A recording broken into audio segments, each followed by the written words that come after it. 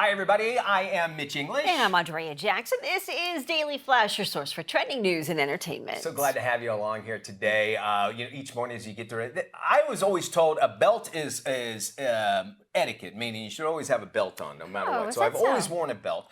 However, Vladimir Putin now is actually losing a belt. Oh. A black belt, an honorary black belt given to him by the World Taekwondo. He's the super guy. He can do anything. He's like the Bruce Lee of politicians. Yeah, in his eyes. Yes. Let's make sure we say that. This is the guy that does horseback, no shirt on, right? Yes. Anyway, they feel that because of obviously everything that he has done and who he is and that sort of thing, that he is not deserving of a black belt anymore. Okay. An honorary black belt, by the way. Honorary, so he didn't earn it.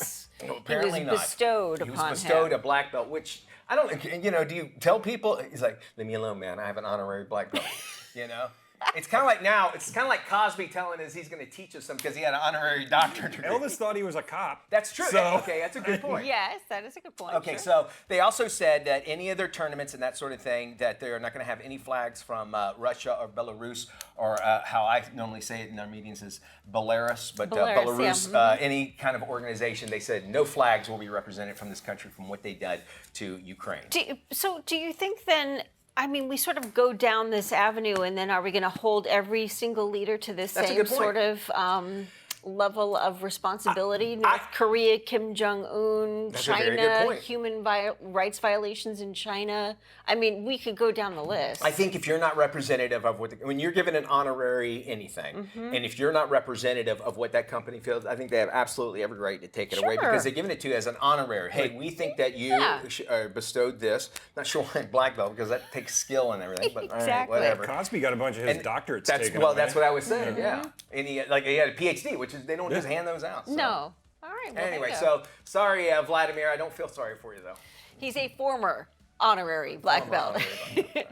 A woman named Samantha recently went viral for sharing how her name has drawn negative attention in professional workplaces. Clearly, her parents did not think about an email address issue when she was born in the 90s. Take a look. My name is Samantha Hart, and most companies use the email designation of first initial last name, meaning that my email would be Shart. And I've had 2 professional jobs so far, and at every single workplace, this has been the email company structure. And at every single workplace, I have received an email from HR the week before I start, letting me know that my name does not exactly fit the company email structure as they would intend. And would I mind if they gave me a different structure for my email? To which I always say, I don't want an email that says Shart. I don't blame her. Samantha says she's had 2 professional jobs, as she mentioned there, so far, and they've both had that email structure, leading HR to reach out to her on both occasions, and she was able to rectify the whole situation. Good for her, though. Yeah.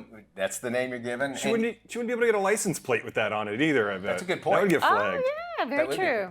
And, well, again, this whole Mitch, think before you say stuff. Yes. There are a list of companies that don't translate well when you look at the title and the email address. Lots, so keep that in mind. There's an Australian heiress. She's given away her $27 million fortune, and she wants the public to decide where it goes. She's 31 years old. Her name is Marlene Egelhorn, and she inherited the fortune from her grandmama. However, she doesn't want it. She's setting up plans to give it away by placing it in the hands of the, quote, Good Council for Redistribution. 10,000 people in Austria, randomly selected, sent invitations to apply for the membership. A research institute now will narrow down the applicants to 50. Engelhorn says that she inherited the fortune without having done anything for it, and the state doesn't even want to tax it. She wants to extend that generosity to those working full-time jobs and struggling to make ends meet. Lots of good karma heading her way. I think, it is something that even very successful rich people say, I'm not giving any money to my kids. I think Shaq said that, didn't he? Shaq said that. He's like, they got enough to be comfortable and that's it. But all the billionaires have said that too. Yeah, and because they go, you know what? I worked hard.